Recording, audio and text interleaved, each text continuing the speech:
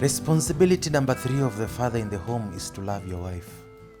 I know all of us, we love new things, new clothes, new cars, and as soon as they get old, we discard them. But that should never ever happen in your family, in your marriage.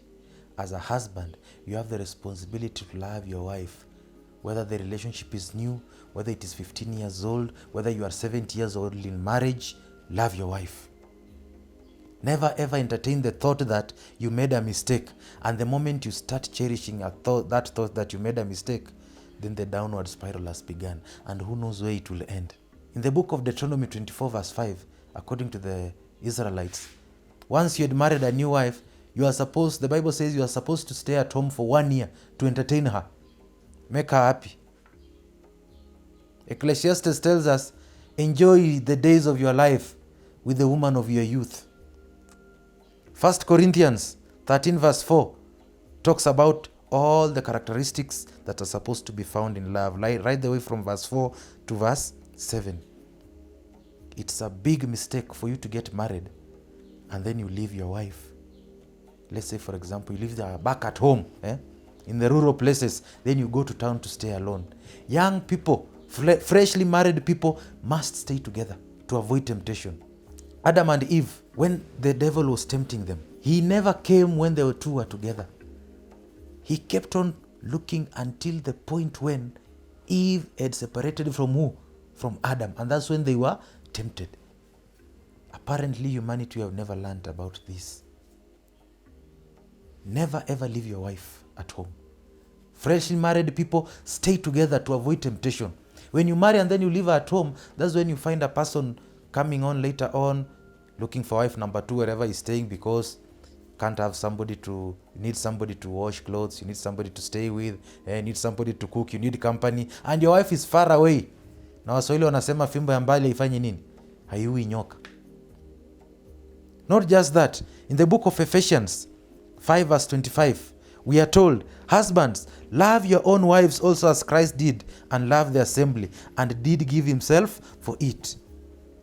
For no one ever hates his own flesh, but he nourishes and cherishes it.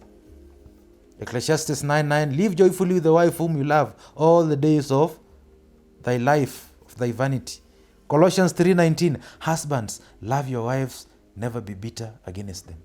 And if you love your wife, you'll never beat her. If you love your wife, that leaves there's no room for physical or even verbal abuse or even abandonment. Let's stay together and love our wives. And when our sons and our children see this, they will say, truly my father loves my mother. And they will carry it on. When they grow old, they do the same to their family. Point number 4, responsibility of the father in the home is to provide basic need. I love a book called Adventist Home. Listen to what it says, 93.1. No man is excusable for being without financial ability. Of a man, it may be said he is kind, generous, amiable, a good man, a Christian, but he is not qualified to manage his own business. As far as the outlay of means is concerned, he is a mere child. We are not saying that we must be rich, but God has blessed all of us, given us talents, given us opportunity, and especially the men. Let us provide basic needs. Genesis 3:16 and 17, when Adam was created, we are told he was given work to do. Even after sin, he was given work to do. God told Adam, thou you shall eat from your sweat. The ground has been cast for your sake. Verse 9, in the sweat of thy face shall thou eat bread. Remember, the first time a woman provided, we were kicked out of the Garden of Eden. Meaning, as men, let us take the front in provision of basic needs. Same counsel is echoed in the book of 1 Timothy 5 verse 8. But if a man does not provide for his own, especially for his own house, he has denied the faith and is worse than an infidel. As fathers, what are we supposed to provide?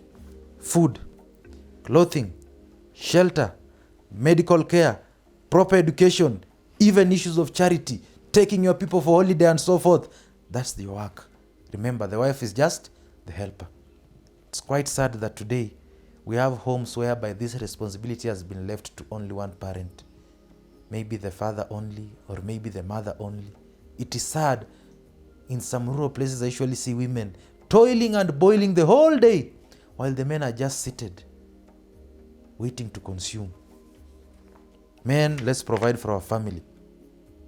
Let us not spend time politicking in the market, talking about soccer, about football, about all those other issues. And we leave the women to do all that work which we ought to be doing. Responsibility number 5 of the father: you are the chief disciplinarian of your home. Issues of disciplining your children. It is proper that we plan ourselves, we give birth to children and discipline them while we are still young and we are still energetic. Don't say life begins at 40, you start bearing children at 60. When your firstborn is 8 years old, you are weak, always sleepy. That's when your child needs you more. You can't because you are tired. Provide discipline. The father should remedy all wrongs of commission and omission, done willfully or out of ignorance. That's not the work of the mother alone. It's a collaborative work. I love the book of 2 Timothy 3:16. All scripture is given by inspiration of God and is profitable for doctrine, for reproof, for correction, for instruction in righteousness. As fathers, are we using the scriptures to teach our children, to discipline them correctly? Problem also, very many people when they hear discipline, they think about beating their child. That's not what I'm implying.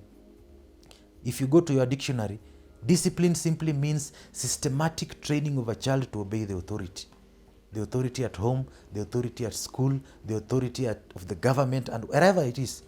That's what we mean. Training your children to obey. More about this topic, we'll study it in the subsequent topic. Thank you. Keep tuned in.